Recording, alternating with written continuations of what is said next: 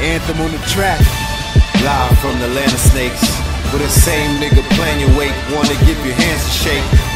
Bitch, we got bands to make, rubber bands to break. Guns and butter, that land on lake. Got bread, got plans to break the Brooklyn way. When Tony killed Manolo, had to look away. It's a war going on, starting to look like yay. A power worn is battle torn, thou shalt not kill when diamonds is dancing. We're in a time now where our planet's history must be rebrought, revealed, revamped, reconstituted. To redo something, it means what? It was done before. You cannot redo something that is initiatory, precepted, first, and first cause. When you redo something, it means it's being redone for a reason, either because it was so good that you ran out and you want to do it again. It was so bad that you thought you might need to change it and revamp it, or it's just a matter of reconsideration. You find in the English language over 80 different words precepted with re, which means that most things on this planet are rebirthing, redone. It's been done for billions of years. This planet is billions of years old. I couldn't tell you how many. There are many astrophysicists, there are many people who study supposedly the contextuality of history that give you all kind of guesswork, just all guesswork. Just like they tell you it's 93 million miles to the sun. How do they know? Have you ever been to the sun? Have you lived on it and talked to the people there? Some of you have. Some of you are sun-born because the sun is under the planet. We have been so misused, misguided, misunderstood for so long that miseducation is the way of life. But now I'd like to change all the misses and Ms. to misters and paternal. The idea is that we are one in consciousness, in conceptuality, and in causation. We are one. And when you think out of the one, that's when you age. When you think out of the one, that's when you die. When you think out of the one, that's when you experience many things that come to find out, wow, it's unbelievable. Because our life on this planet is unbelievable. This is an unbelievable planet. There's nothing but a zoo, a kept area, a place to drop off on the edge of the Milky Way galaxy, and we're now moving because of the way that they've mistreated this beautiful planet called Earth, which has many other names, by the way, Terrestris, Uxine, what's another one they had there? Let's see. I forgot it, the one I just learned recently too. But Terrestris seems to be the more common name used by other individuals in our solar system and otherwise, Terrestris. That's why you get the word terrest and terrestrial. And on this planet you have extraterrestrials, terrestrials, and intraterrestrials.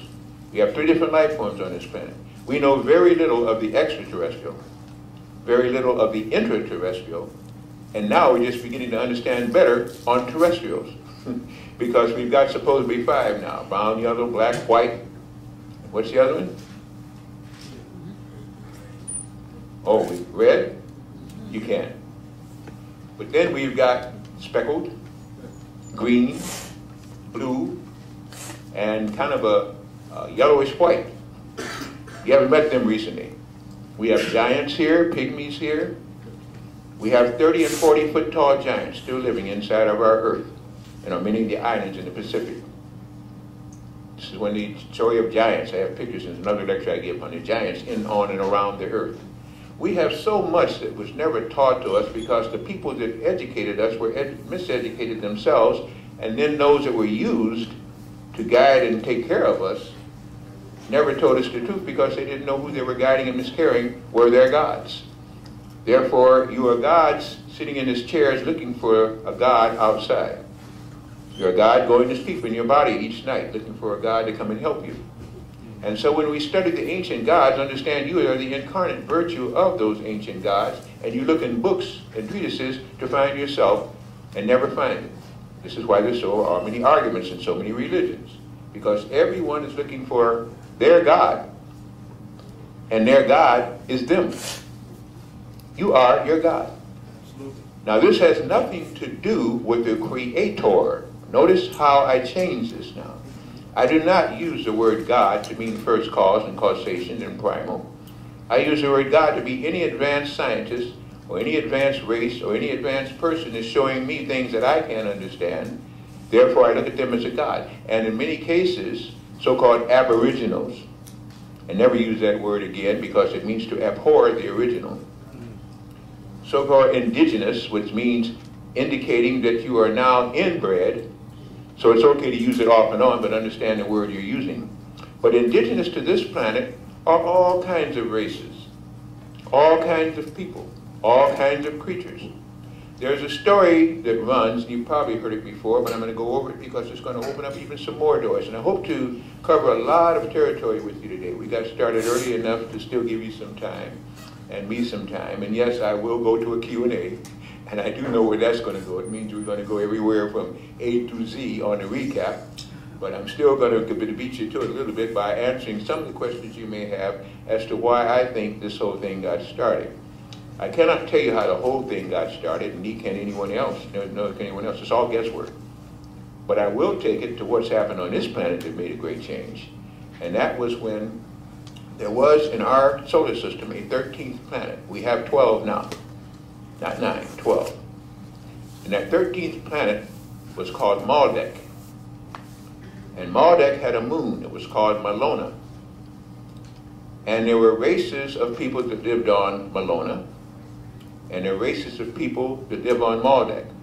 Any planet with a so-called moon has had either some intraverse life, meaning it came with that life, or some life that came to live on it. Because in many cases, seafarers, oceanfarers, and spacefarers, travelers there, will stop on the moon of a planet before they get to the planet because of either gravitational pull or other anomalies that surround the electromagnetic field of all planets. Those electromagnetic fields are called vortices. Let me say, as we're going to talk about Maldek and Malona, something else again.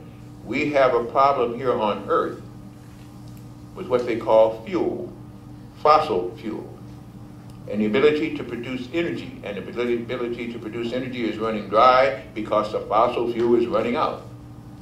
Well, that is so ridiculous because fossil fuel means that dinosaurs and amphibians of all types in the ancient times all came to certain spots, died, and their died out carcasses produced carbon, and that produced petroleum, and that's what we burn in our vehicles that use fuel.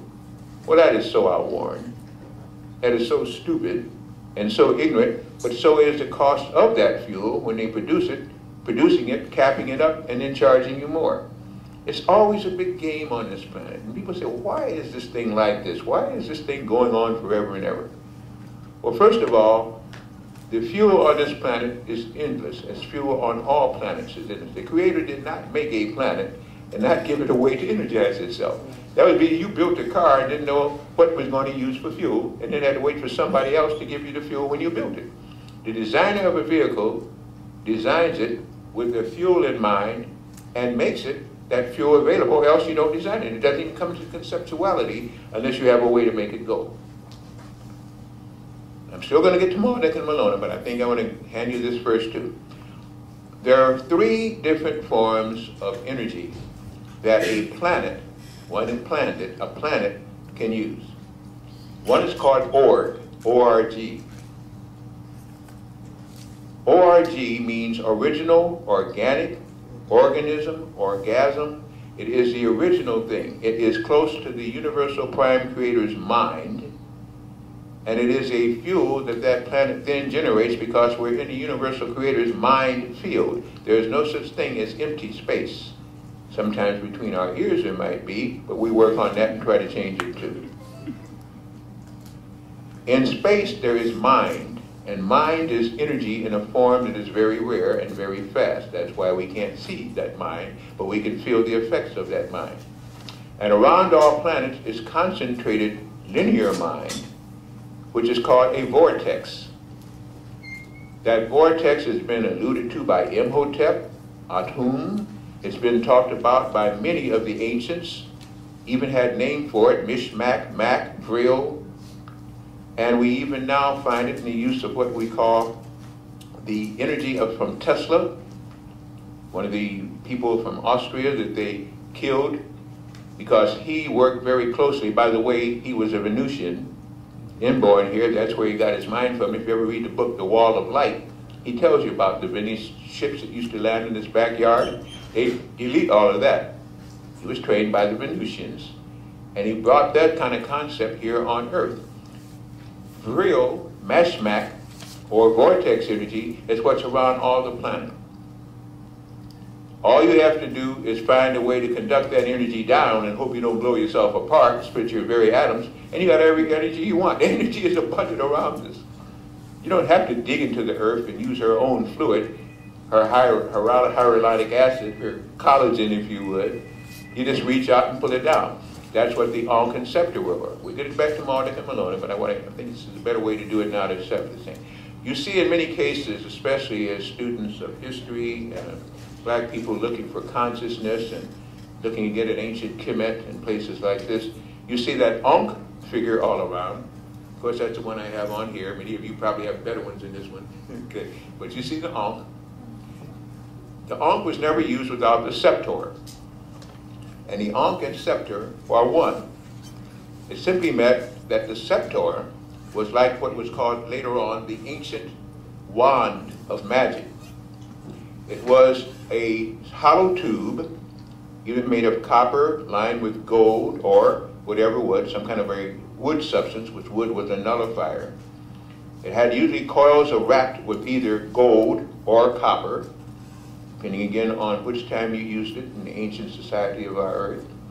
It had within it crystals, and it had many facets. Of course, all crystals have at least six sides, faceted. It had in there magnets, and it had, again, conductivity and usually what they call lodestones. The lodestones were not in the form of magnets now, and by the way, we carry lots of magnets on our website, but they were used as stones which had the magnetic aperture. It simply meant that they were tuned into the vortex of the planet, and the minerals that were deposited on the planet conducted that vortex in, which magnetized them.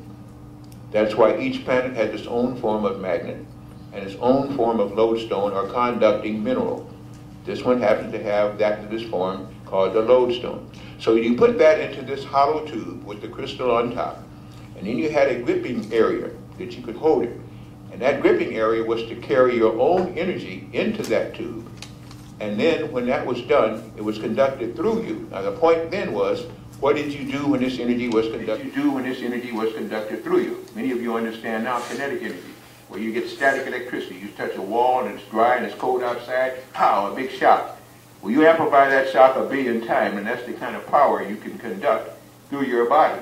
But of course, if we did it now, we'd blow apart. Our atoms could not take it. So in understanding that, they had to have what they call, again, the rod and sink, or in this case, again, the sepulchre and the Ankh. The Ankh was used to hold in the left hand when the sepulchre brought in the energy and it ran through you, and you could discharge or pull in with that one. It was like a ray gun. It was like an amplification now of some of the tingle tests that these cops are using and things like this. It was a way of conducting energy that was everywhere through your body, and with it you could do many wonderful, miraculous things. Homes that were built with this, things that were in it, had their own form of electricity. But this was all conducting what we call orb energy. Second energy a planet can operate on is magnetic energy. And of course there are two poles to that one, north and south. Magnetic energy either repels or conducts. It shows again using that vortex, same energy, but now step down to a lower degree to either repel something or to draw something, either conductivity or reflection value. Push out, pull in. But in between each of those poles is what they call a null zone. In many cases now it's been broken down to being what they call 0 point. The place between north and south. Oh, thank you. The place between north and south that now does not draw or does not repel, but simply is a state of existence. When you do that, you like float in space, in time, because you're not observing either polarity, but following the balance between those two polarities. When a planet works on magnetic energy, spiritualness evolves there. High consciousness evolves there. Not as high as on an auric planet, but at least the conductivity there is for peace, balance, spirituality. it induces energy in what we have in our body called the pineal gland. And the pineal gland loves magnetism. It loves even more org, but it will operate on either one. And so when our planet is highly magnetic, certain life forms evolve on her. Certain life forms can be brought to her. And certain life forms, oh, thank you.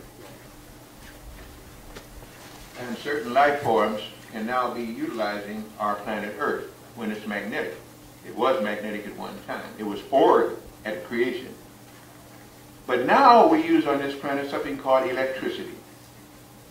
And that is the lowest form of energy and power you can come up with. You can't stay what they call in existence and use anything lower than electricity. And of the electricity that our planet is now operating on by the life force principles that govern her, those races we call those that are now in government rule and now running our planet, the lowest form of that is ALF, extra low frequency, and that's what we're operating on. That's what most of our gadgets operate on. That's what you see these telephone lines and wire lines and wind towers and microburst towers and the weather-making towers all operating on the lowest frequency possible, extra low frequency, or ELF waves. And I have a tape out called Elves. Elves, not elves, are killing people. Worried about hoblins and trolls and gremlins and things like this, and elves doing tricks. Well, the tricks that these extra low frequencies are doing are beyond anything these other little creatures could do to you. Because they're killing masses of people, causing the thing to be age to set on this planet, deterioration of free radical cells that now go bad, all because they're exposed to what is called extra low frequency. I say all of that, and in the second part, we probably will wind up taking a break if you need it and I need it. I'm all wound up, I might not need one, but if you go, I will. So much I want to share with you. But in looking at, again, what we call these propagations of ELF waves and so, we understand that at one time on Maldek and Malona, they did the same thing that we're doing. We haven't come too far. In fact, many of the souls that are here dwelt at one time on Maldek and Malona. Many of the souls on other planets in our solar system did so also, because once they did what they did, they created what would be called karma. And in the Hindu belief, in the Rigveda and the Upanishads and the Bhagavad Gita as it is, they talk about those souls lost to the karma that they created. And those were again re-evolving, reincarnating factors from Maldek and Malona. On Maldek, they got good at fusion. On Malona, they got good at fission. So what have we learned? Nothing. We're about the same thing again. You can fuse things together and bring them so much together that they crash and give an explosion. You can fissionable things, blow them apart and get down and they release more energy. Either way, it's using it in the wrong form instead of just leaving it stay as it is. And when you put the two close to each other, getting a whole new form of power, first of all, magnetic energy, and even then, when they're real close and they're high vibrant, you even get to back what we call org energy. All of these things have already been done. All of these things are now being done once more. They had a battle on Maldek and Malona. They both used their fission and fusion principles, and they created a tremendous explosion and disintegration, and they began to rupture all of the planets in our lower heavens here, which we call the inner planets, as well as the big giant planets outside of it, Jupiter, Saturn. The ring of Saturn was formed from debris of a couple of moons that were around Saturn, and they exploded them when they came around. You also now have what they call the Van Allen radiation belt. Well, before Van Allen, the Austrian and Swiss person was ever born, it was called the electromagnetic field, and composed in many cases of a broken vortex around the planet. And when we have the nebula, the ring nebula, and we begin to get all of these things that are floating around, that is pieces and bits of Maldek and Malona. So that's karmic. Right in our solar system, a catastrophe has happened. Disintegration of the 13th planet. We get a term called triskaidekaphobia, based on fear of the number 13, that 13th planet. People talk about now is because of something that happened to some of the Masons and the ancient ones here, when they crucified him, no, it had nothing to do with that. It was long before they were ever even thought of. Trichodecaphobia is that fear of the number 13, that 13th planet that messed with a lot of conceptuality and souls here in this system, and many other souls in other systems, because many of them, because of what they did, were banned from the solar system too. Another soul story. Cosmology goes on forever and ever, because the history of our cosmos is most ancient. Once that happened, the disintegration of Marduk and Malona, a lot of water was on Malona, and that water was released in our solar system. A lot of debris from the bigger and larger planet also had chunks of it flying through it. And it wrecked a lot of our planets. It caused havoc with many of our planets.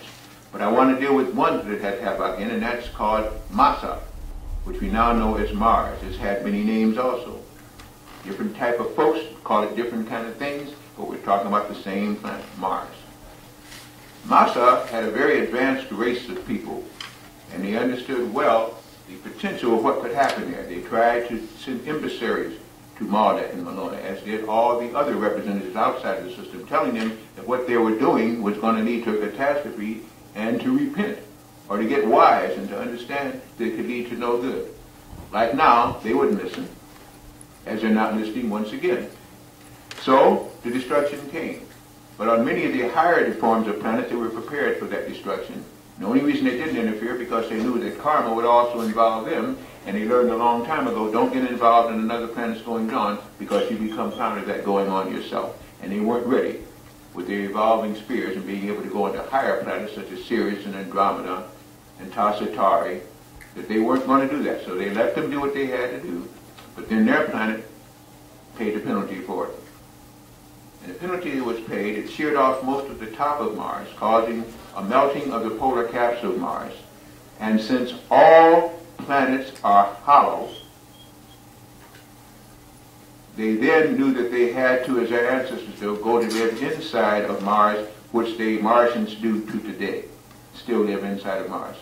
Any planet with intelligent life forms does not live on the surface. The intelligent life form goes inside, because under a sun, there are certain things you have to do and obey, and until you can go into a dark world without sun, you have to be sheltered or sought by the sun, but the sun also will produce death. And this is the problem with suns of a lower degree. That's why they tell you there's nothing new under a sun. It can't be anything new because it means you're still fledgling, still babies, because you have to have a sun. You're supposed to make suns and become suns. But right now we're living under a sun, by the way, which there are now two up here.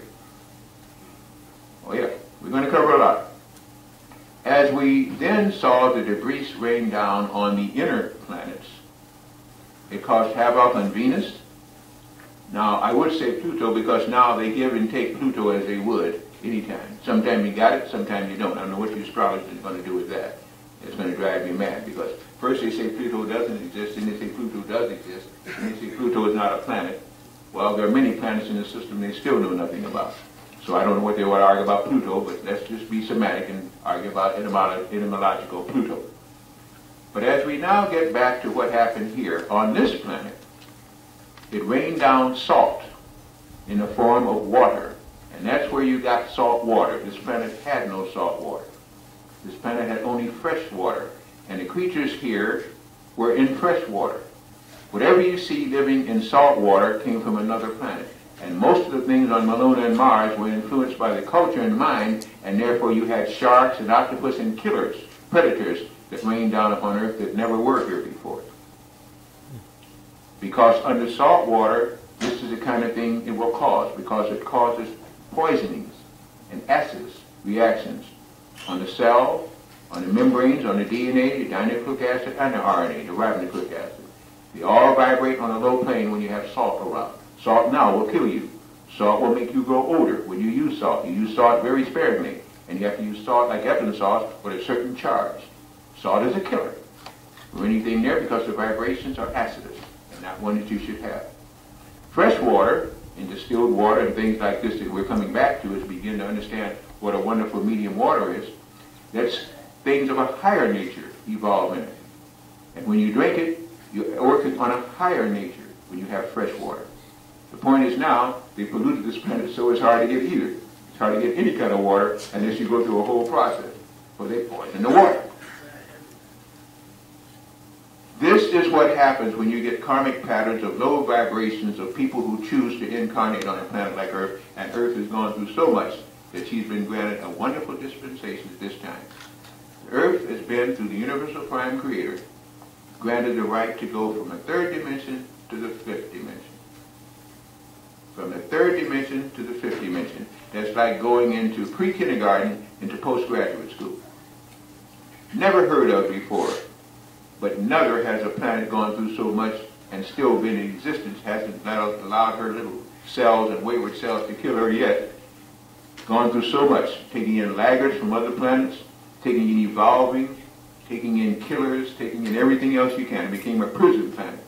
A planet of the laggards and everything, and was dumped off here. She took all of that, took her time, and now is going to get the rewards. And if you stay with her, you'll get a reward too. The thing is now being able to stay with this planet before December 21st, 2012.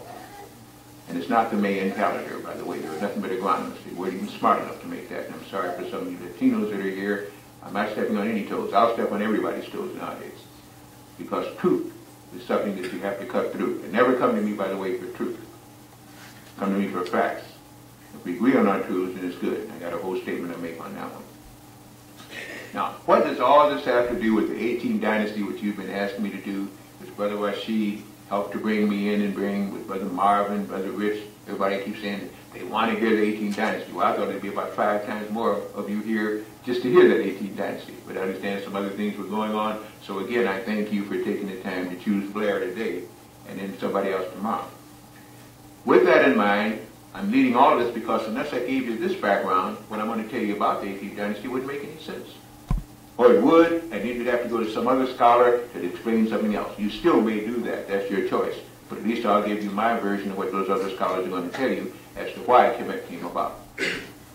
So after all of this transfiguration went on here on this planet, and life forms from other planets had to begin to adapt to this planet, and this planet had to take on a whole thing. This planet went through a curse. This planet had to go through tons of floods because all that flood came from the waters from Maldek and Malona, that was stripped off of Mars. That's why everything could live here, because it erupted in so much things raining down on Earth and Venus till everything could come here now. It was a mess. Whoever heard of planets with all kind of races? Supposedly planets have one race and maybe one pet. And many of them don't want pets. In other words, you have one race of people and then somebody or something that they like and they call a pet, like a dog, cat, monkey, whatever you want. Okay? Planets don't have multi-racials like this. This is a prison planet. This is a zoo. This is a planet that is stretched beyond imagination. It's right to be loved by the Universal Creator because she is sure, inspired as a female incarnation, she's sure gone through a lot. So we have all of this here, and we haven't made it too well. We don't get along too well on this planet. Well, we did because we're not under a auric field or a magnetic field. We're under an electrical field with differences that are miles long in the way we look. And then beside that, we have what is called egg-borns and womb-borns. And egg-borns and womb-borns have always had problems getting along because one has a soul, the other doesn't. Egg-borns don't have souls. Or if they do, it's just newly acquired souls on this genetically manipulated planet, and they don't know what to do with them because now they come into consciousness of deeper things, and they weren't used to that. So, we have a mess here. A mess that is now being straightened out once again. This time, seemingly, to straighten out is going to be good. This time, it's going to work. Why? Because the Universal Prime Creator has said so, and the gods are going to obey the Universal Prime Creator's will. And we've had many gods. A god is nothing but a scientific element or someone with a little bit more sense that comes around people with a little bit less education and lords it over them.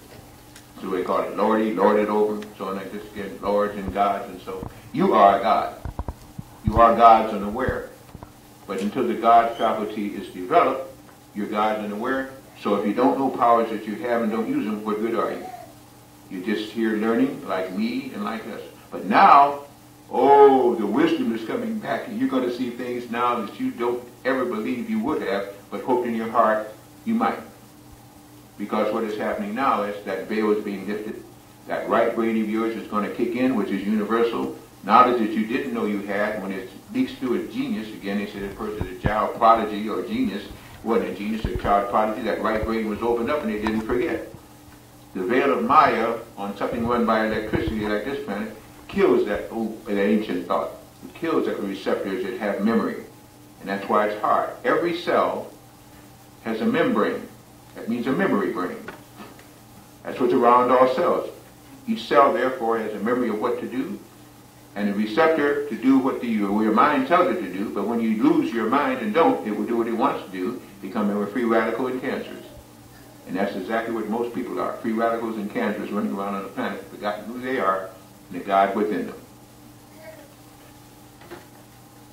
When we are dealing now with the 18th dynasty, and I'm not talking about Ramesses, who yes was black, if we want to use a collective term, Negroid. We're talking about Tutankhamun, Akhenaten, Nefertiti, Ai, Mut, all of the ones that everybody, when you just mention their name, there's fascination about what these people were and what these people are and why they do what they do.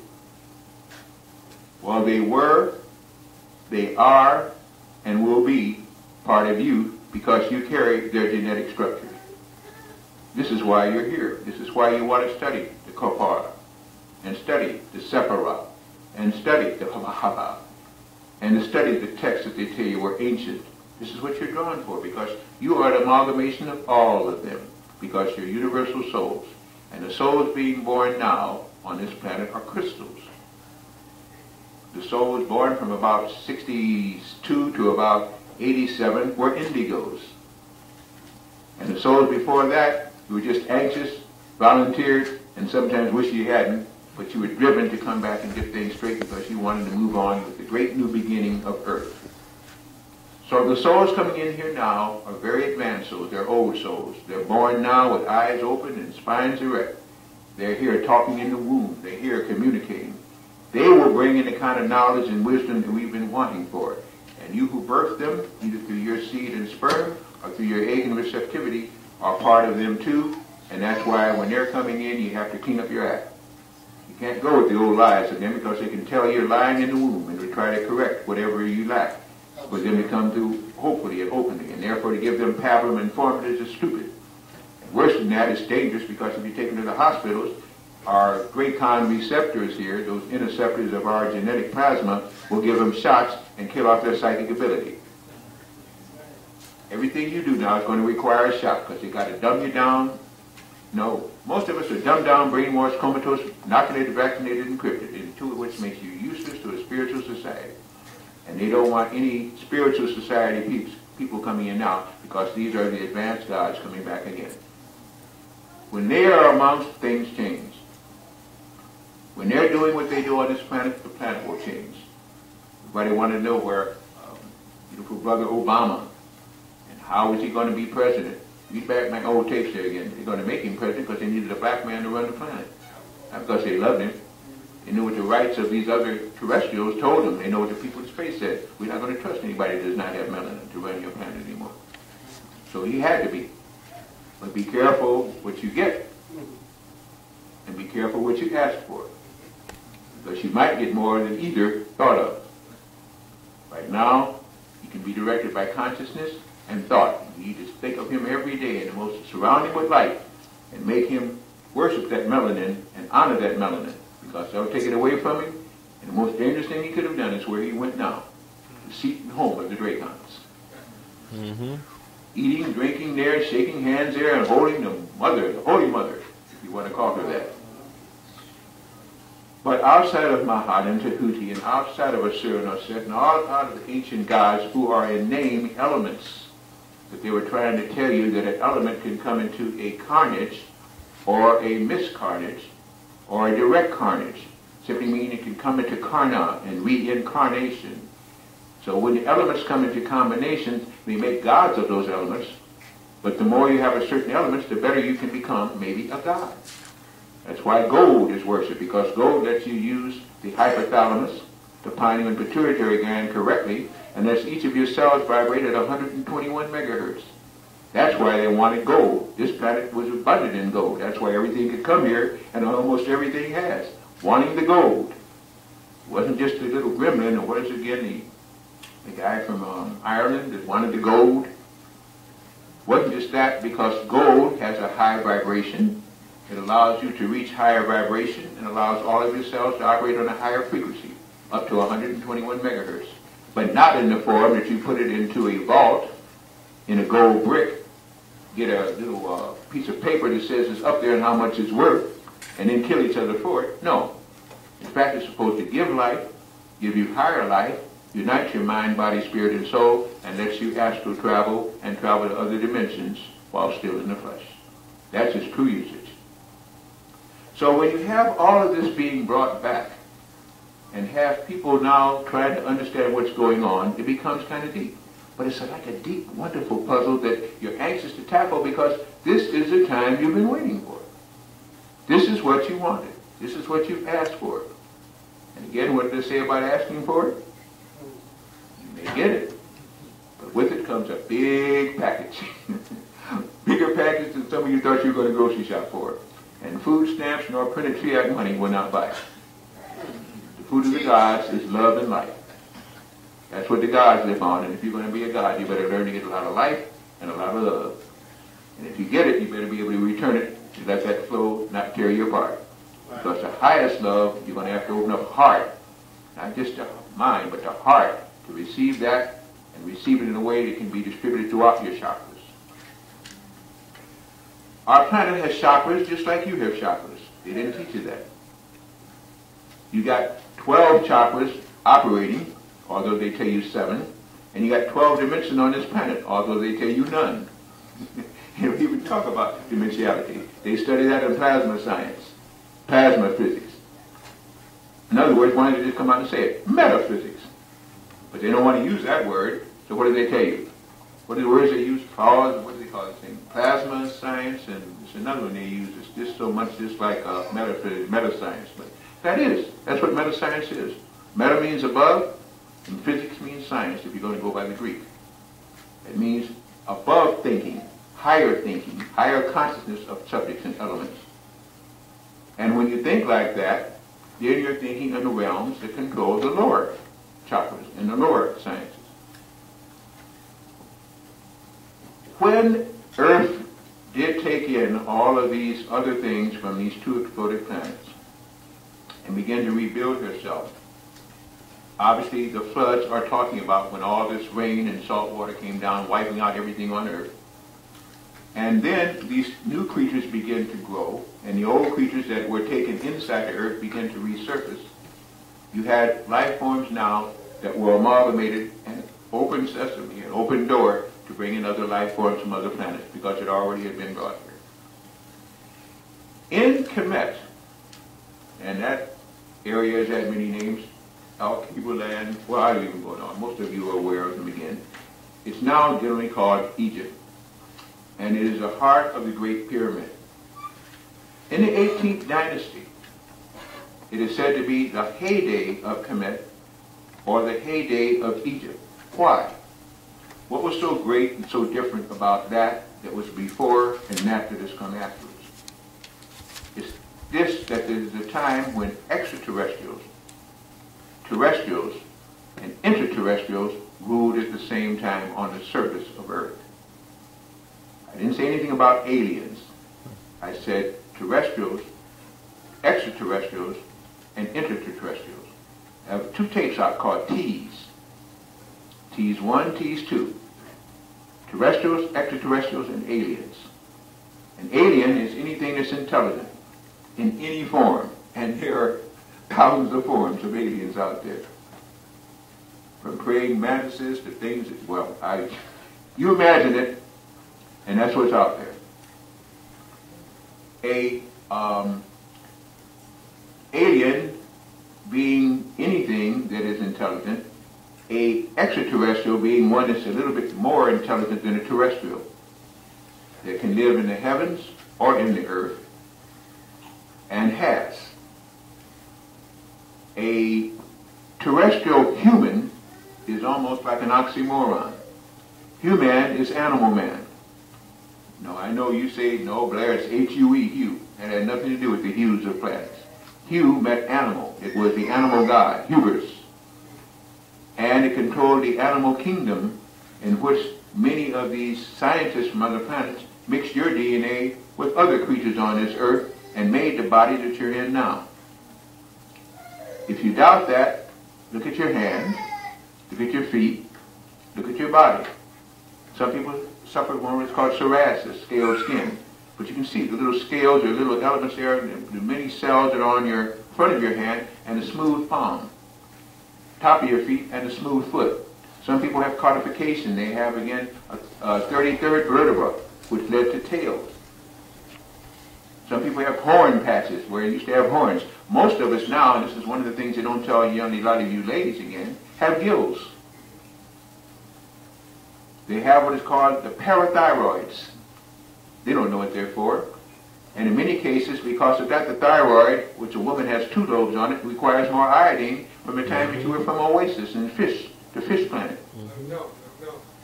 And they don't tell you that. They don't tell you then why breast cancer is screaming through now. And they don't tell you why they're making a whole sea of energy up there, spraying every day with chemtrails. See, all of this stuff doesn't make sense till you get the background of this planet. That's why I'm spending so much time with you there. You've asked me to do it, and I'm doing it for free today. Meaning it's for free, I'm doing this as part of your lecture on just Kemet, because Kemet makes no sense unless you understand what is around Kemet, just one of many ventures. And the last time when the extraterrestrials and terrestrials tried to get together and make this a good planet, a wonderful planet, which she was born at, because she inculcated and incubated all kinds of souls. And I don't know if I was a woman, if I could do that, but she has, and she still tries. Just let's give her a lot of recognition today and every day for being a planet that has put up with you for the longest. In the 18th dynasty, there is a mystery and there is history. His story is what you always study but now know better than, and my story, which is your story, is what we will hear now. Are you still with me? His story tells you that in Egypt there were many dynasties, and that the dynastic people finally fell, and that they are now the Arabs that live there only, and that all the things that happened up there were built, and that the pyramid, of course, was built by over 20 years by slaves working night and day with ropes and brick and mortar or whatever else they used, and they built this great pyramid for somebody to be buried into. And it's because these kings were very egotistic, and they spent all their lives having pyramids built to their edifices. Such baby talk, such foolishness, such low down lies. And it's got to be lies if you think that that was done by some king for 20 years, and then other kings tried to emulate him. The Great Pyramid is an edifice built by engineers, technicians, and metaphysicians from 3 different planets that came together here to duplicate what was done on Massa or Mars, what is done on Sirius A and B, what's done in Arcturus and Andromeda. It was a link to the chain of higher evolving souls, because it was a way to get the souls to evolve a little bit quicker on a planet that had gone through so much confusion, to help these people get faster, quicker. And so they built one of the great edifices that they have in about 3 different galaxies, and at least on about, I think it's about 250 different planets have those pyramid structures, including Mars. It is a device by which the soul can travel while still being in the flesh on one planet, as long as they can go to a series of these conduits and conductivities called pyramids. By the way, they are not called pyramids by the builders. They were called pyramids by the Greeks, who used the word pyramus and pyramouska, which means that goes straight up. It's almost like you had a smorgasbord and you had this big stick that you stick tomatoes and potatoes on and you fry it. That's what they refer to that, because the obelisks, which they saw before the Great Pyramid, looked like spirals, looked like pinnacles, and then the pyramid itself, they just carried on. So from the word pyre, to burn with, and to cook within, pyramus, that burns with, that goes straight up. The builders called them mirrors, from which you get the etymological thing, MRS or Mrs. That's where our word Ms comes from. Mrs., MRS. They were called MERS, MRS. The MERS are on our moon, the MERS are on this planet. At one time our planet was ringed and still does with MERS to keep this planet balanced because it would have been centered out when a great flood came. So they have MERS all around. There's something called a straight line theory of MERS. And wherever you see a bunch of MERS on one side of the planet, draw a straight line through the planet, architecture, you'll find usually within 2 or 3 miles another planet, another MER complex. It helps to balance the Earth because it gives off energy and conducts org energy. When planets get so out of line, they build them and it helps to stabilize the planet and stabilize the kind of energy and souls coming in with the planet, which has MERS. So it's another way of telling us that advanced race has been on there. Look for the MERS. The word Cairo, C-A-I-R-O, is Greek. Anything with CH in it is not ancient, because the Greeks aren't ancient. But they converted the letter K at a time when at one time there was no spoken word, but sounds were used and telepathy was used. But when they began to invent language and speak language again, they began to use the personification of the word K, which meant a standing crane. Standing crane with foot up. That was K's that were used in ancient. They had no vowels in ancient. They were consonants at that time. Not consonant, but consonants. Consonant using the word usage of etymological concept. When they used the K and changed it to a C, they call that city now, the capital, Cairo. Actually, it should be called Cairo, and actually Kahir, K-A-H-I-R. Kahir means Mars. And the city of Cairo was built by the Martians who came here at one time, which we now call Olmecs. Olmecs is not their names. When they were worshipped here in this area, they were Washita Moors. But we'll get back to, no, in fact, let's go there too, because there's so much to cover. We're still going to get to the 18th dynasty. This will only make you understand better and embellish what I'm saying that you can then reject or accept.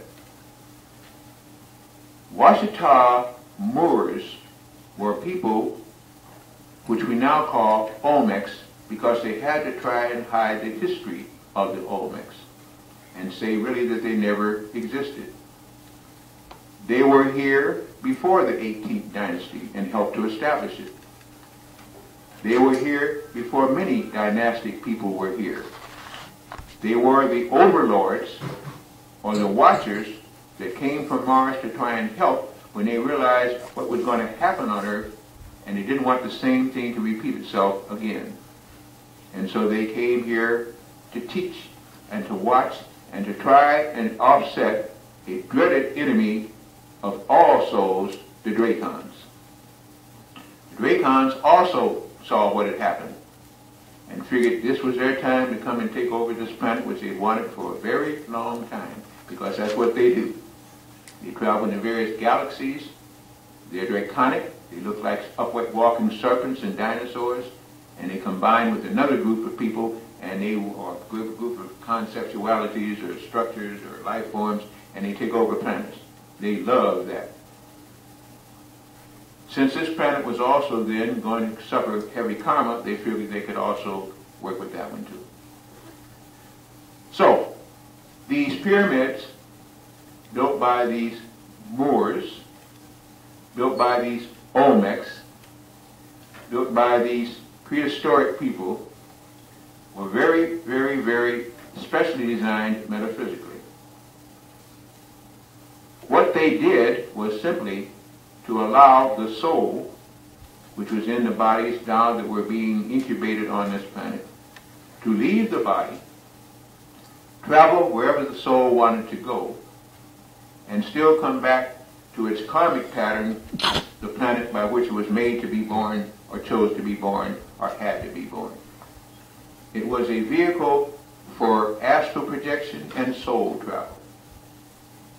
In what is called now the King's Chamber is a sepulchre of granite, which creates piezoelectricity and can work from org energy to magnetic energy.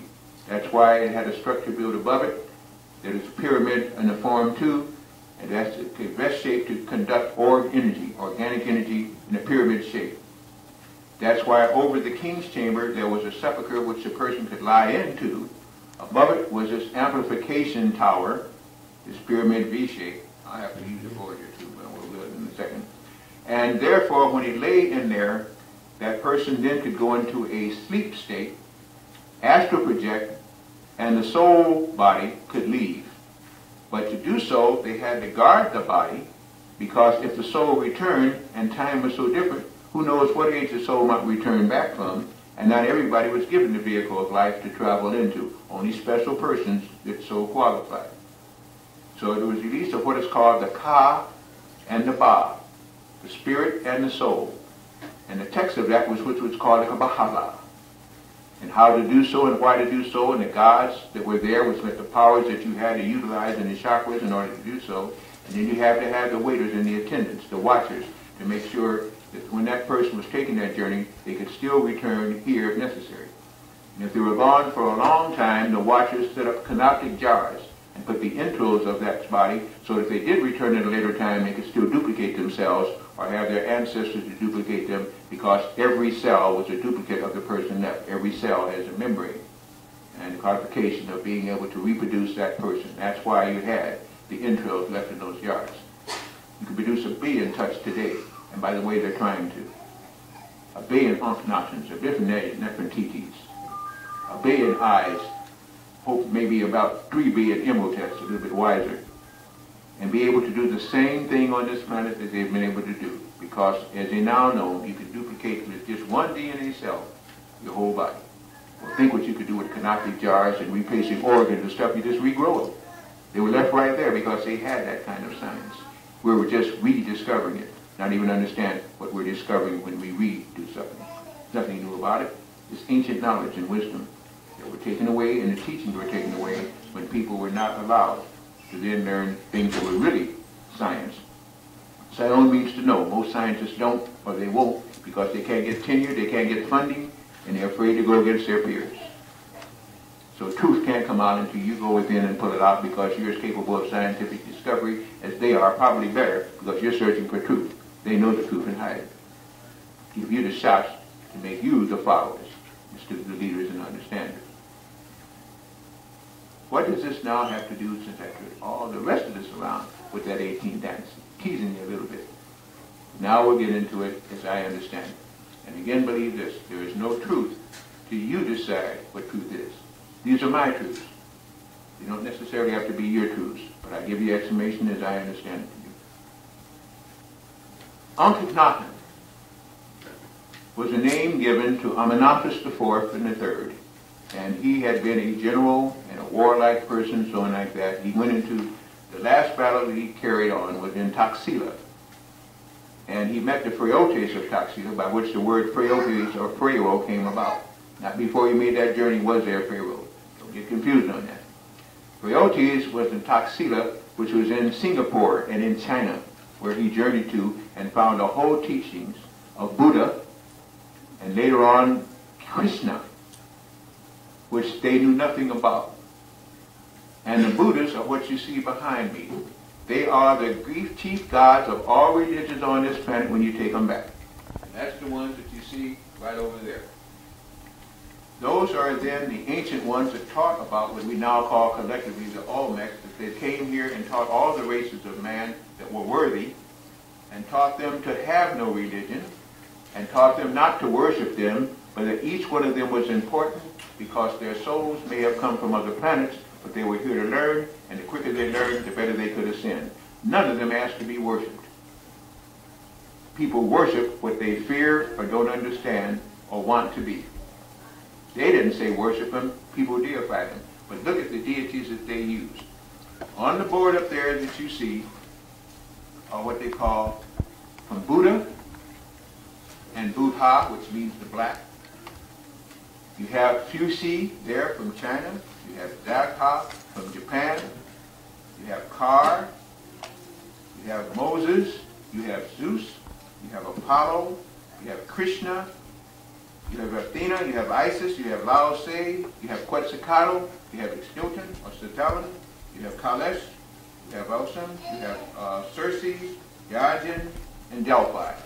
All of those on the male triplicates are body, spirit, and soul of a male incarnate. All of them had things in common. They all looked negroid and had melanin. All the gods and all the leaders and avatars of all religions all had melanin and looked negroid except one, and that's the one where most of you worship to in Apollo, which in itself is a derivation because he also was black and his name was Apollonius. Later on called by many other names, but they changed all of that because they got tired of the way they looked at negroid gods and even the relics and basalt heads everywhere, and they said we must find ourselves. So, in following the Dracon's orders, they changed it to get religion so that you would not look inside for yourself, but would look to somebody else to lead you, and therefore forget to start working on your own DNA first. That was the diffusion, as all religions are diffusions. In the rule of Akhenaten, after he learned these other truths and saw these other Buddhas and these so-called Negro-looking people, the Negroid-looking people, not Negroid, he came back and he got through fighting.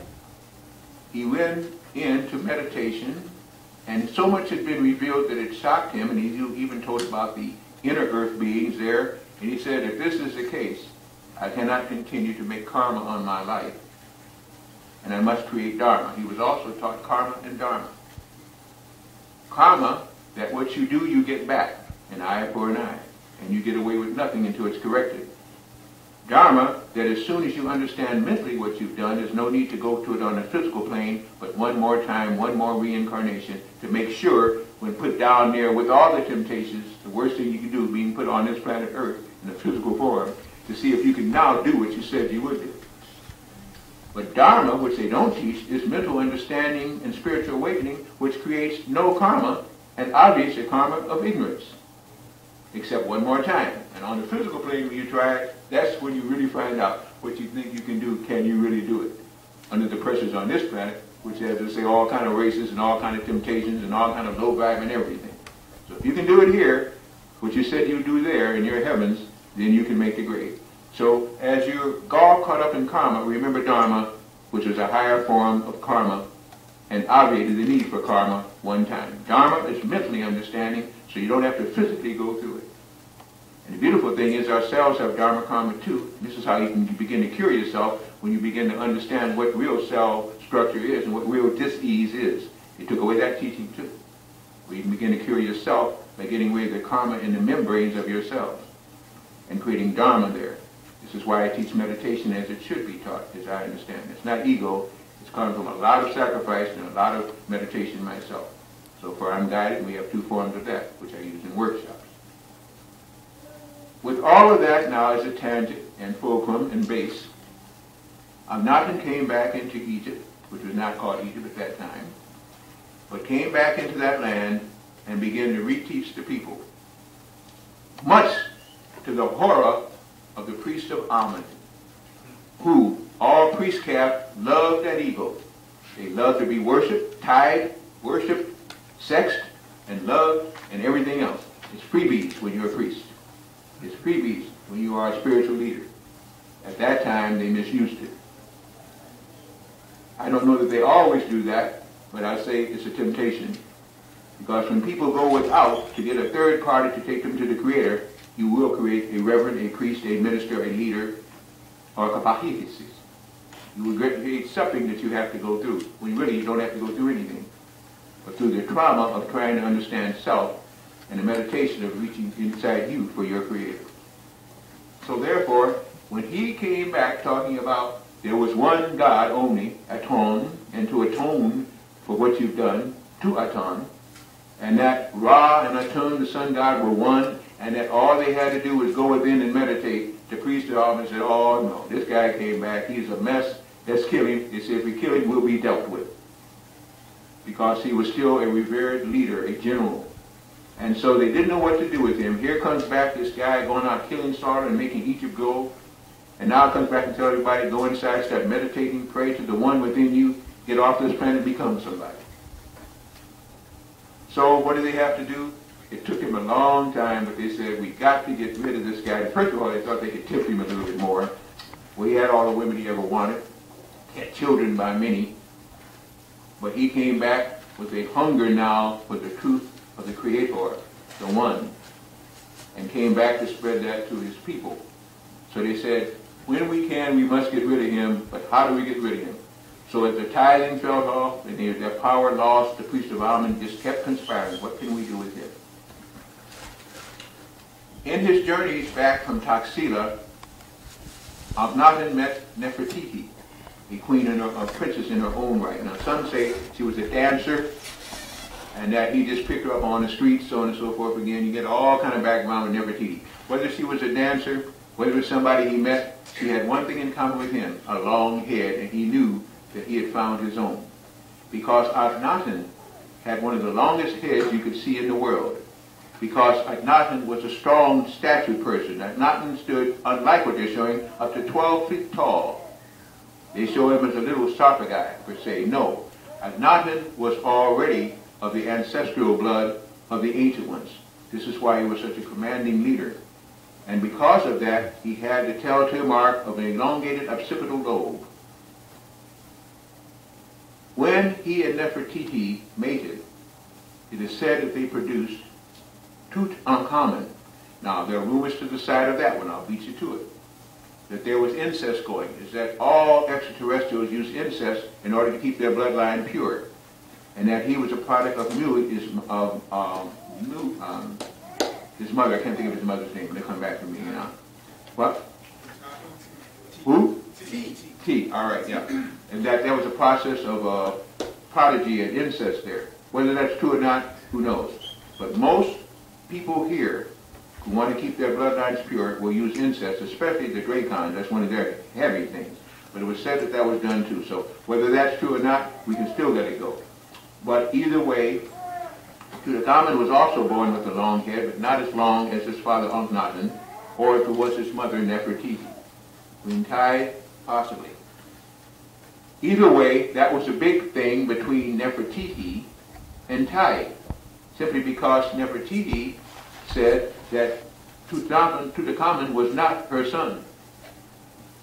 And Tai would not admit to incest, and yet the Tai supposedly was the mother.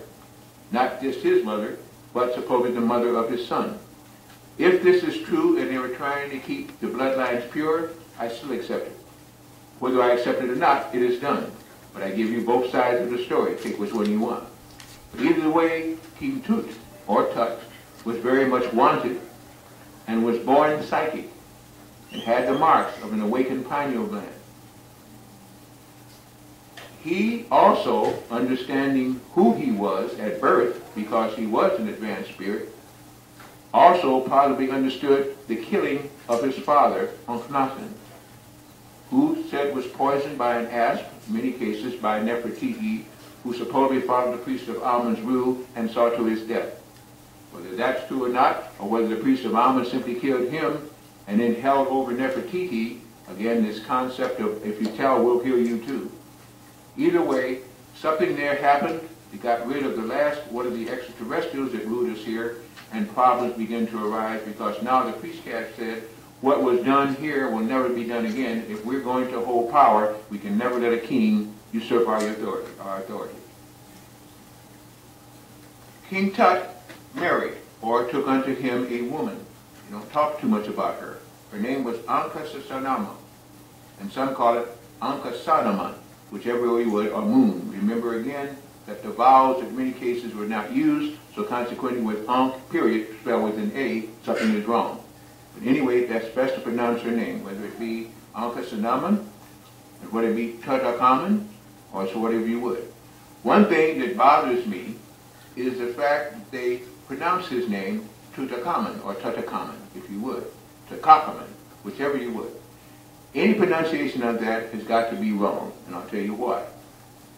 His father, Akhenaten, and Atan, one who served the one, this is why he named himself special, and Ankh being the way of serving any, to explain to you the Ankh power as we begin. That means, again, one who could let the power of life and the power of the Creator flow through them into the one. Either way, He and the priest of Amun were at war with each other. The people kept him alive and separated from the priest of Amun, but the priest of Amun did not like what he represented. This I went through before. Therefore, why would he name his son Tut-Amun after the priest of Amun, who is diametrically opposed to him and his teachings? One of the curses there is that his name is not Tutankhamun, it is Tutankhaten. So in pronouncing for the priestcraft, you take away from the holy, spiritual one God. The name Tutankhamun would mean false teachings. The name Tutankhaten would mean one who serves the one and is son of the one. So again, this is my concept, my understanding. No truth to you, decide what truth is. So now you have one of the other deeper mysteries of the mispronouncing of the name and the use of the pyramid and the use again of the understanding of how many children. And of course, by the way, Akhenaten had many children, had many wives. Most of his children were long heads also. That's why when they show you the cut-off relics, when they have the kippah and other sharakat and whatever you actually call it, have on their head, they never show you that full head. And they say that when they showed him with the long head, it was stylized drawings. This is the way the historians bring it out, that they took liberty with the ring. Didn't take liberty, they had long heads. They were extraterrestrials. And one of the reasons why they had such a long head is because they had in that hind head memories and the ability to speak languages, and more of that, the ability to use metaphysical principles by using thought and thought control and thought transfers and meditation. That was the last of the long heads. And that's why you can also tell that they were extraterrestrials at least, if you would. In lying in the sarcophagi and in the king's chamber, they produced what would be called the Merkaba. And the Merkaba simply breaks down into myrrh. As we say, the pyramids were generators of myrrh. They were myrrhs themselves, which means a vehicle that can produce energy, or a flowing of energy, or the waters of energy, which now is called the waters of life. It's the book of the knowing, the book of the becoming, the book of knowledge, the book of the waters of life. All of these were part of the holistic series. And it showed you simply just how to begin to use these energies while on the physical body and in the physical plane. So in using this, when they lay in there and released the Merkaba, it was able then to go to any planet where the energies were right for them. Distance meant nothing, because wherever you can think of in mind control and mind power, that's where you are. Mind travel is instantaneous. It takes no time to get there. It might take time to adapt to what your mind now sees there, but getting there is nothing. Think of it and you're there. That is a power of creation and a power of thought forms and a power of light. It is faster than the speed of light and faster than any other technology. For thought has no beginning or end. Thought has no travel parameters. Thought is. Where you think you are, you are. The thing is to knowing where you think you are and what to see there. And therein comes the problem.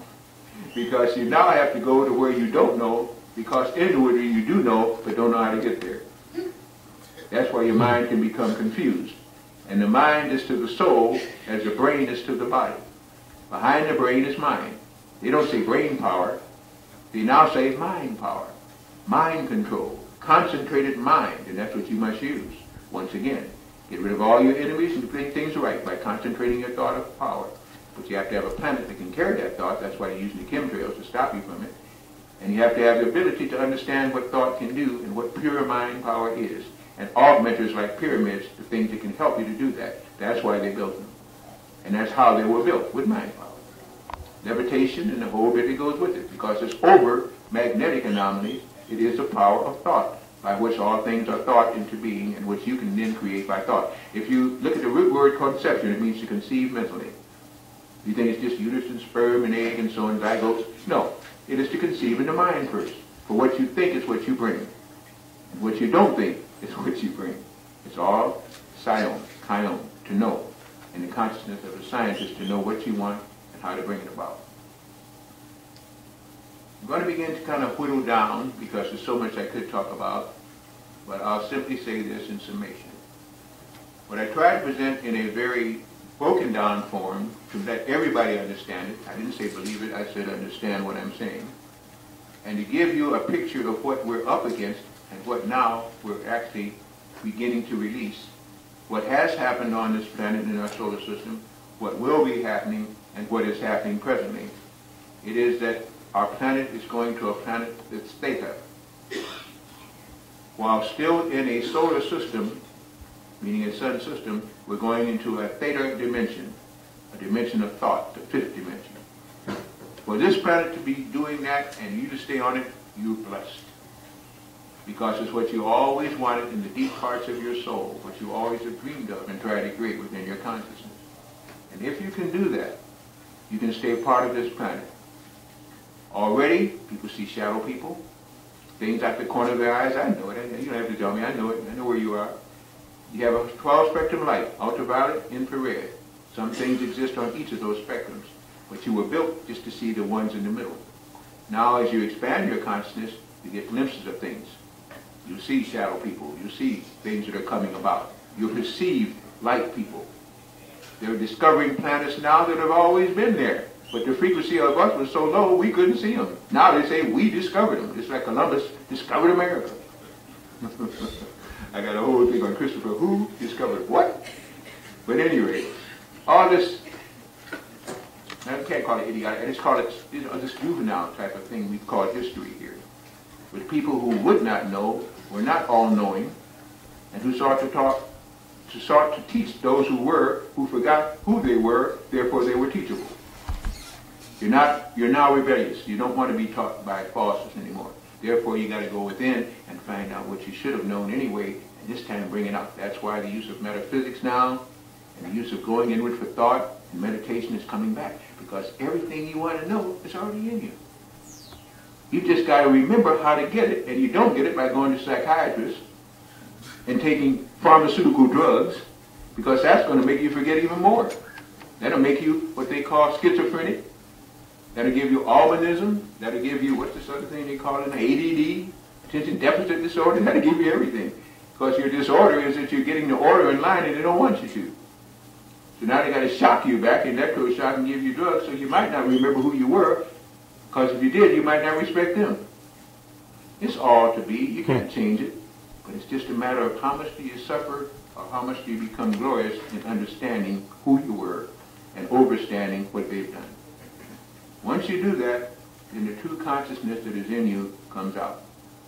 Fail to do it, and you become pawns of them, fighting their wars, voting for who they select, eating their foods, taking their drugs, and going crazy. As crazy as those who made you and want to remake you into the image of them instead of the image of your Creator, which is in you. Your image is on the board. Each one of those is a god. But they all stem from the Moors. M-U-U-R-S, the Olmekians, as you call them, the Washita Moors, that again came from Lemuria,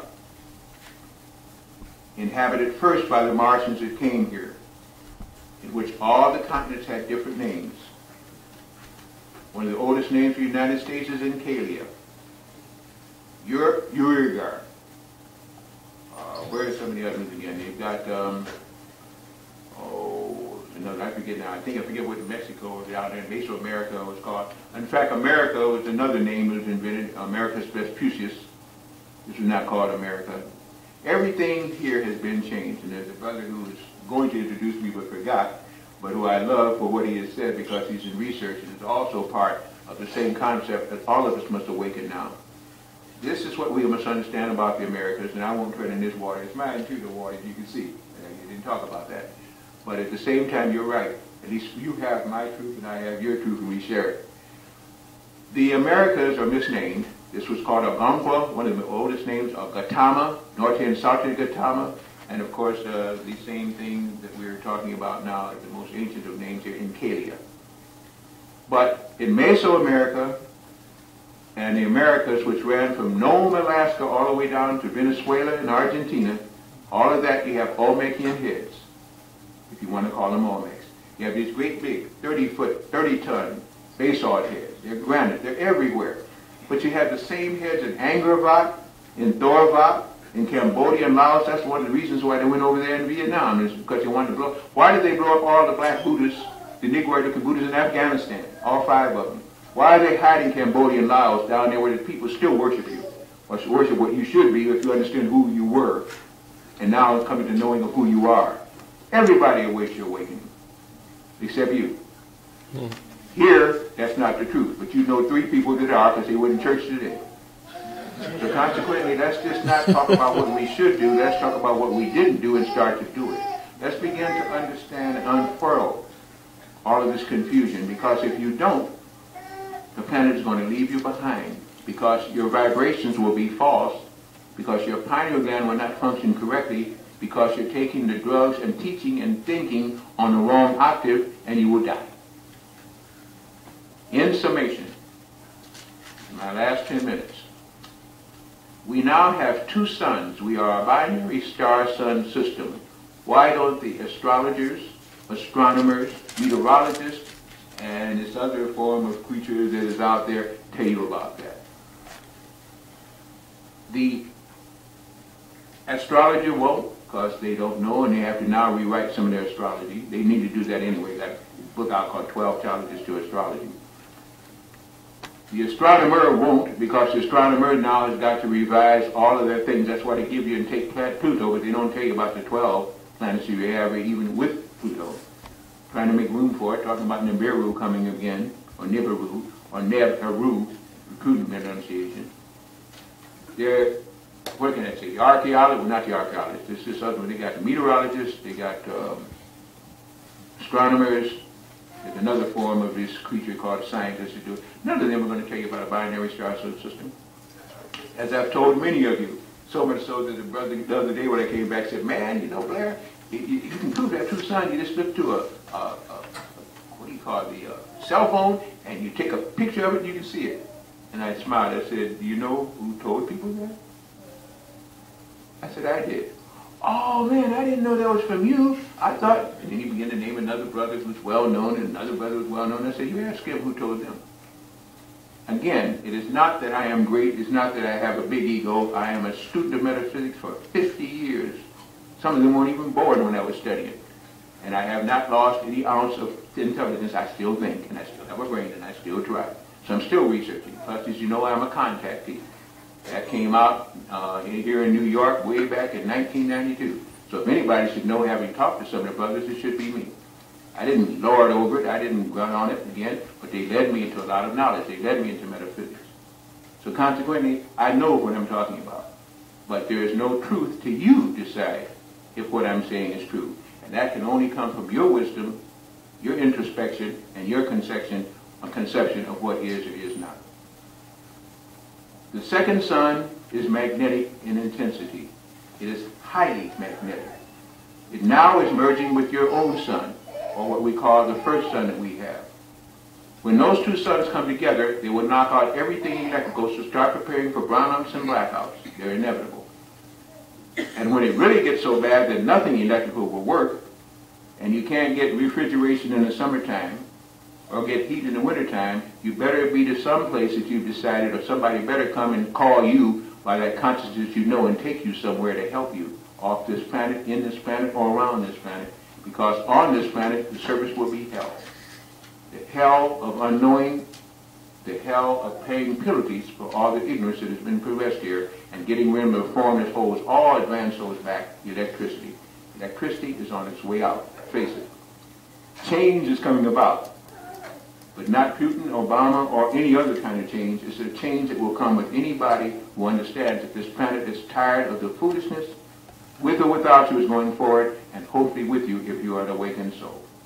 I know I've said a lot. I know I've hurt some people. I made others laugh and feel good. Either way, what I'm trying to do is be a good teacher, a good student, and no one masters metaphysics, especially not me. I thank you very much for your attention.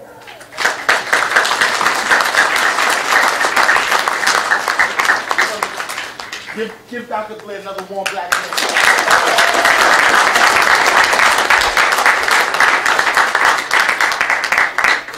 Some questions from the audience.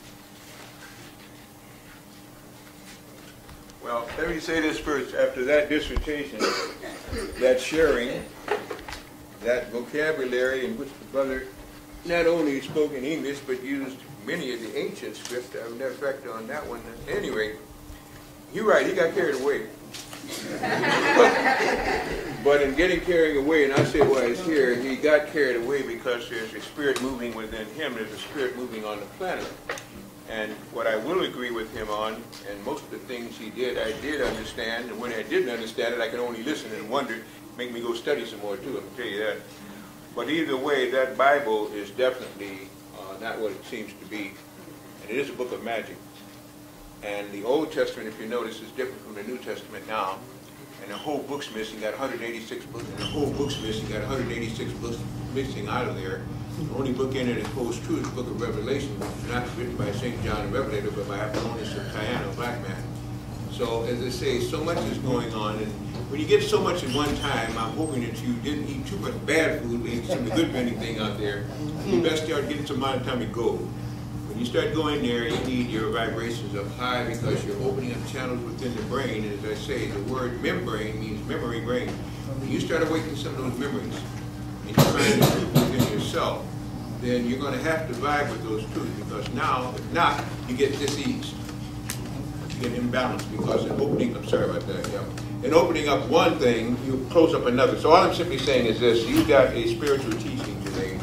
You got from the heart, whether again you find truth in it is within yourself. You see, nobody can ever give you truth.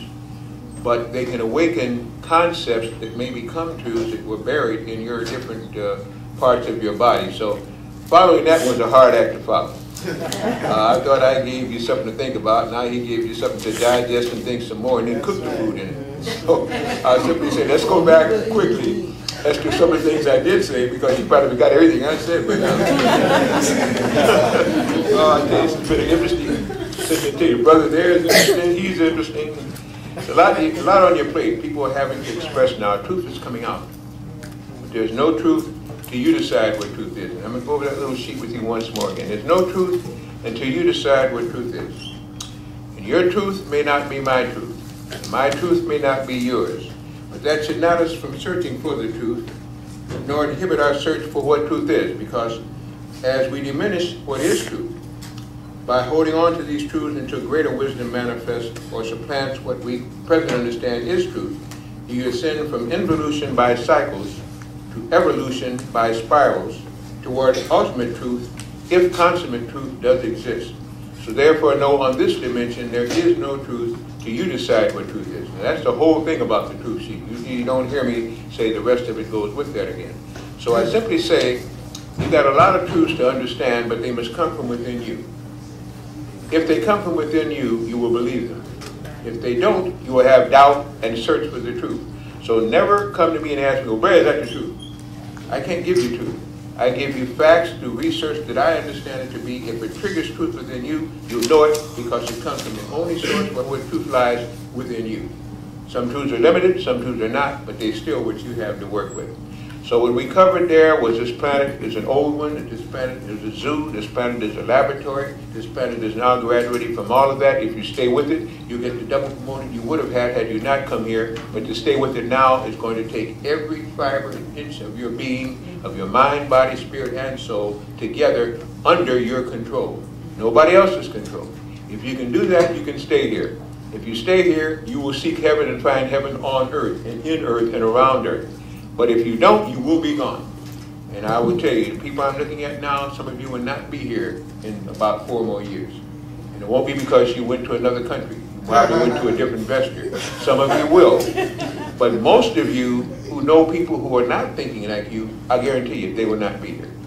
Whether it comes from the FEMA concentration camps, whether it be telling off the planet, whether it comes from the hospitals that are killing you every day and you go into them freely and paying them money, whatever it is, you'll get taken out. But if you can find the truth, whatever it is within you, and start to resonate that, stop kicking it aside to do something else. It's more important to know who you are at this time than anything else on this planet. If you know somebody else better than yourself, you haven't progressed anywhere. The work starts, and I agree with him, within you. Stop finding criticism and stuff with everybody else and reading all these what Madonna did and didn't do. It doesn't matter what Madonna did and didn't do. What are you doing and not doing? Those things, the sports and everything, is an escape from the trajectory of shining the light within you. It's escape time. They'll pay $1 billion for a quarterback. They'll pay, and you notice again, they built up, what is this guy's name? The Latino guy, third baseman, A-Rod. Paid him $250 million when he first did. They would pay him $5 billion. It wouldn't matter because he's nothing. He's being paid with fiat money to sign you and keep your attention away from where it should be, on yourself. I know people can name every sports team and all the games they won. What difference does it make what games they won? I like the pleasure of seeing them win. I like the pleasure of seeing them lose, but it is not important. The most important thing on this planet at this time is you, what's within you and what's not within you. So all I was trying to do at the beginning is to tear apart and at the same time put together a piece of consciousness that we all understand, because that was the last time when an earth person, an inner earth person, and a person from off the earth ruled on the planet Earth together, helped people to arise, told people what was really going on within, and that's why you remember. Everywhere when King Tut's tomb come around, people line up. They still don't know why they line up to see that man. Because they line up to see him because in their souls, as reincarnates, they remembered that's the last time when we were told the truth, the last time we were told what this planet is, how to get off of this planet, and the fact that this planet is going somewhere, has been somewhere, and will be somewhere, and you are with it. So with that in mind, if you can remember any of the things I said before you took your break, then if you had Q&A on that one, then let's see if we can deal with it somewhat. Oh, that was one other thing too. I didn't finish what I was going to do, but I finished the first part. After that, many of you came up and bought the diodes and all like that. I didn't even get into the reasons why you should have them. So you had to ask me then on that one. So what I'm saying to you on the diodes are a gift from the universal creator. They're a gift from the future for you in the present now. And I mean exactly what I said, and I know what I'm saying. They are a gift that can transmute what you can't with your mind at the present time. The poisons and toxins, the MSG, the aspartame, the shots, the ADDA, the no such thing exists as attention deficit disorder, all these makeup things that they have for people with an active pineal gland that they want to hold you back on. And if you can begin to use the diodes, they can transmute on the diode plaque. For instance, you put your food on the diode plaque, and it will take poisons and 39 kind of oscillating energy out of the diodes, out of the food, and poisons and radiation out of the food before you eat it. You put this one on a cigarette pack. It takes the poisons and toxins out of it, or whatever kind of funny cigarettes you might be smoking, or whatever other one you might be inhaling. Put this on there first, and it takes the poisons and toxins out of it. Want to give up smoking? Put this on a cigarette pack. Leave it on there 15 to 20 minutes. Don't even tell the person. They now will be smoking, getting no poisons, but they got a psychological high, and that's what they need, to start using the mind instead of some substance that's going to hold you back. We have things here that can transmute. The diode mattress, you lie on it, it will transmute toxins and poisons out of your body. Let me repeat it again. Sometimes I think I say things and people think they understand and they don't. It will transmute 39 to 52 frequencies, depending on a lot of other things, of poisons out of your body as you sleep on it or lie on it. It will not send it to the liver. It will not send it to the lymph system. It will not send it to the fat cells. It will transmute it out of your body. You talk about cleansing in a new beginning, the diode will do that. And the diode mid is for your entire home to put up a protective field around there, 60 yards in all directions again. The gold, no, I did not bring gold, and I was going to tell you this before, because when I bring the gold on an airplane, they will radiate it. And gold will hold high frequency radiation and try to transmute it, so your whole gold would have been poisonous had you got it from me off of that. When we send it to you, we wrap it in Mylar, and I try to get people to buy diodes with it to give it some kind of protection. With me, soon I come through, I'm profiled. So I already know I'm not going to carry anything of too much value on me, and I know if they do it to me, what they're going to do to the luggage. Every time I go through, they got the little stamp on it. We had to look at that. Well, why? Because of my name and because of who they identify me with. So no, you want to go order it off the internet, or when I drive into something, which I'm going to have to start doing that too, it's just a long drive, then I can kind of account for it again, because gold will hold energy, but gold can work up to a frequency of 121 megahertz, the kind of gold I handle.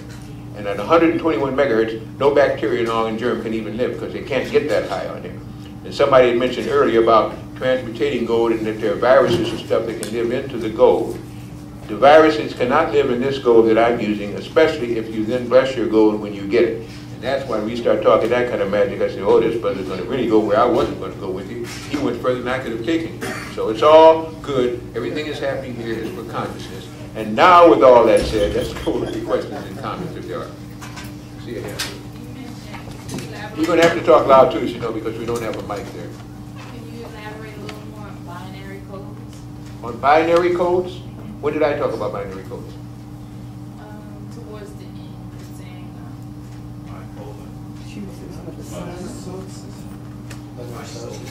binary sources. Binary sons of the sun. binary sun. Thank you, not binary codes. So you talk about that, you're talking about digital now. You're talking about analog diode. You're talking then about computer science, and that's a dangerous thing at this time too. But we'll go to that another time. Internet's great, computers are not. When we have two suns now. I'll just leave that one on.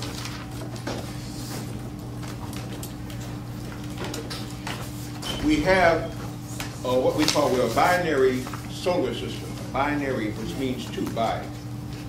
Sirius is a trinary system. I know you said you do. No, they're discovering even another sun now in Sirius. As we raise in vibration, we'll find out that there are many things that we hadn't been seeing, we can now begin to see. It simply means when you sit over there in the east, you see the sun going down. You try to look at it, it used to rise in the east, now it's rising in the southeast. It used to set in the west, now it's setting in the southwest. We're positioning, we're in a photon belt. We're whole things we're seeing now on a different level. But there's another sun just below this one. Before it, when it started out in the middle of 2003, it was kind of separate from it. Now it's kind of beneath it, and you have to get the whole thing, and you see that your sun looks bigger now. Because it's two suns casting out an auroric field around it, and it's going down. The point to remember is this one was highly magnetic. Ours is going from a very stable to a magnetic. So now we have a lot of magnetism.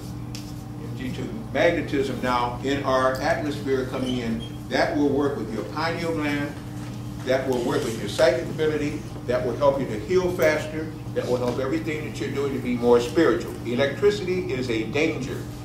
You see that ELF, you got the devil incarnate there. Extra low frequencies is the last thing on earth you need, whether it be a magnetic resonance, anything that is extra low frequency is bad for you on this planet at this time. High frequencies, if you can hold them, can help you.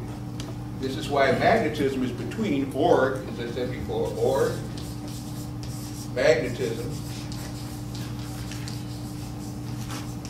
and electricity. And we're using the lowest one, E, extra low frequency. That's why they want to put in these plasma TVs. You're going to put this box, make you pay $40 for your death. And you're going to buy them too because you want to see close up on hockey and basketball and football and sport and see if you can see an X-rated film. All close. How close do you have to be? How much light does it have? That light interferes with the pineal gland and the making of melanin. And melatonin is what they teach you to buy. They don't ask you where you got the melatonin from, but the people that's going to die from this one. Then give it to you a grade that's lower than that. I mean, this is insane what is being planned for this planet. But insanity is what we've always had. Now it's time to get past the insane or understand the insanity. The wrong persons are wearing the lab coats. You're going to have to start wearing the lab coats to put the other ones behind the bars in inmates because it is madness that has been going on here. This is a time for graduation from magnets again. So simply again, binary simply means we now have two suns. If the Creator so deems, we might have 3 suns, might have 20 suns. It is not up to you. It's just that the people who have been renting the building, not paying the rent, messing up the plumbing and electricity, cursing and waking everybody up in the neighborhood, they got to go. Now, do you go with them or do you take a stand and stay away from them? It's dangerous to take a stand, but believe me, it is more dangerous to go with them because you don't want to go through what they're going to go through. But everything now is going to get a cleansing. To the degree that you first cleanse yourself and qualify is to the degree that it helps you less. You either do it now or do it later. You get rid of the, what do they call those things now again? Those, can't even think of their name. Those things that grow within you. It'll come back. I don't want to search for it again. Not just tapeworm, there's a classification for the whole thing. Parasites. They are parasites, and you got to get rid of them. If you eat enough of the parasitic food, you are a parasite, you get rid of you too. You have your, at least you have a choice. They don't. They're already parasites to the planet. Okay, that was one went a long way, I know. So, is the chemtrails reasons why we have chemtrails with the fake clouds that's in the air because of the two suns? That's part of it. There's 7 different reasons for chemtrails. And I couldn't go into all, well, I will just go, I can't go into depth with it again. You got weather control and weather modification with the titanium, barium, and aluminum that they spray up there. Yes, you don't know what's going on in the heavens because they clouded over again.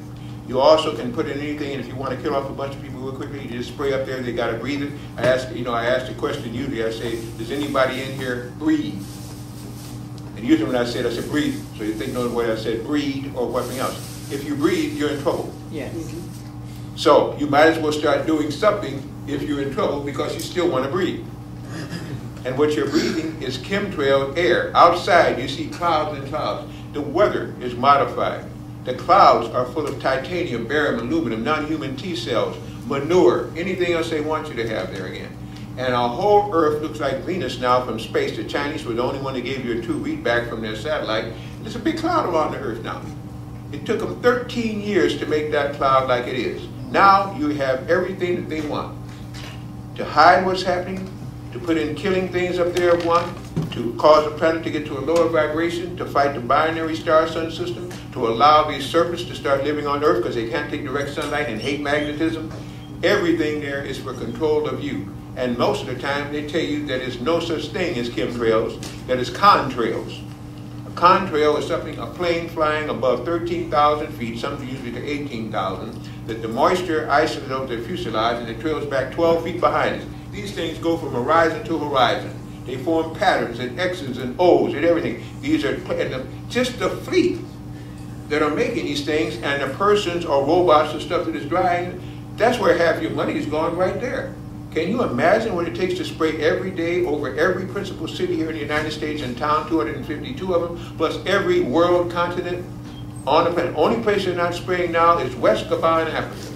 And that's because they can't fly there because West Gabon, Africa is giving off a magnetic field 5 miles wide that's knocking out their satellites and everything else, and it's getting stronger. We are in deep trouble, but we're also at a time of resurrection. It's a matter of which way you're looking at it. Yeah. Well, why doesn't it hurt them as well? Why what? It doesn't, affect them as well. They're living inside the Earth. Since they're the lower The serpents don't live on the surface. They can't take the light of day. They can't take the sun. That's why they're dulling it. They can't take direct light. They can't take magnetism. They live inside the Earth on ships. They live in colonies. It's a whole different. You got more going on inside the Earth than you got on outside the Earth. Because inside the Earth, you don't have that many oceans down there. The oceans are deeper. They live underneath the oceans here that we have. We have 7 different levels on this whole planet. If we went to contact you, to get more information on other things that you talked about in the past or today, is that possible? Is it possible? Yes. You're contacting me now. If you want a personal consultation, when you see me in person, it's $50. On the phone, it's $35. You make an appointment and we talk. And usually when I take over an hour. And you can do that either way for me on that time, or just say if you've got clubs and things, I still do some traveling, or it's going to get limited too. So we'll see again. That's it. Yes. What should you eat? What can you eat? Pardon? Like all this time you're talking about what we can't eat, basically about being what we are, what we're eating. What can we eat? What should we eat? What should our...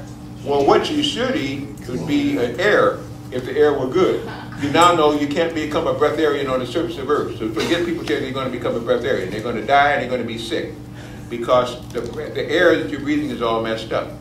But juices, if you can extract it from non-genetically modified food, because they're messing up everything, potatoes, squash, everything's stable. You have to try to get it organic. Or, by the way, as I'm talking about that, get it and put it on a diode plaque. Any poisons or toxins in there will be removed before you eat it. So even if you make a mistake, you may not get any food nourishment, but you won't get any poison. At least you get some good fiber. Okay? This is what you have to do. And you try to get things that are juices. Get a good juicerator, or begin to get you a good blender and put the things in there, add to it oxygen, add to it magnetize it, put on a magnetic block so you change the frequency of it there, add to it whatever you want, and then run it and juice it. This is the easiest way for it to filter through the body. If not, then you try to get as many raw things as you can. Cooked food cooks away life force in it. So when you get it less cooked, it's better. If you're taking it for pleasure, then eat it for pleasure again, but make sure some down the line you eliminate that out of your body too, usually within 48 hours. You don't want to keep the same thing in. Really, every day you should go to the bathroom every time you eat. That's when you should go. If you don't get that peristaltic action, it means your body doesn't have enough fiber, doesn't have enough probiotics or acidophilus, or doesn't have enough digestive enzyme, because it's not what you eat, it's what you absorb. The rest of it's going to pass through. So keep it open, keep your mind open, keep your spirit open, but keep that daggone poison chest closed when they try to tell you to take these shots and these other things that are drugs. But you can reach me, and I can put the phone up there again too.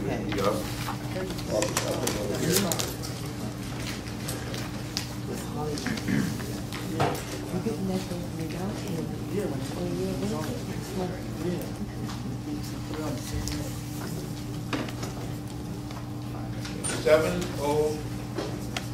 8 4 2 2 6 6 8 5 10. Let me make sure of that too. I got so many numbers. I think that's the one for the office. Limon Bar. 708.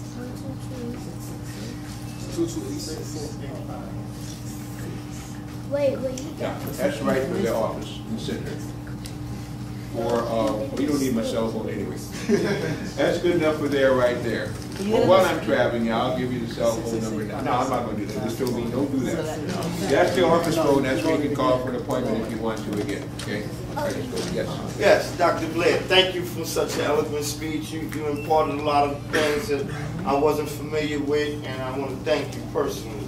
However, when you talk about terrestrial and extraterrestrial and interterrestrial, I'm from a school that says, that's evident by what? Everything that a person says must be shown and proved by something. Well, why do I use those terms? Yes, sir. What better terms? Tell me some other terms that talk about people living inside, outside, and on, and I'll use it too. But what I'm questioning is this. And I can understand, I'm a person that lives in the realm of possibility. And I always say possibility because those are things that I don't know from actual fact. So what I'm saying to you is, you gathered your information by what process, what means? Some plaque, some temple in Egypt, you meditated, you channeled this information. That's what I want to know.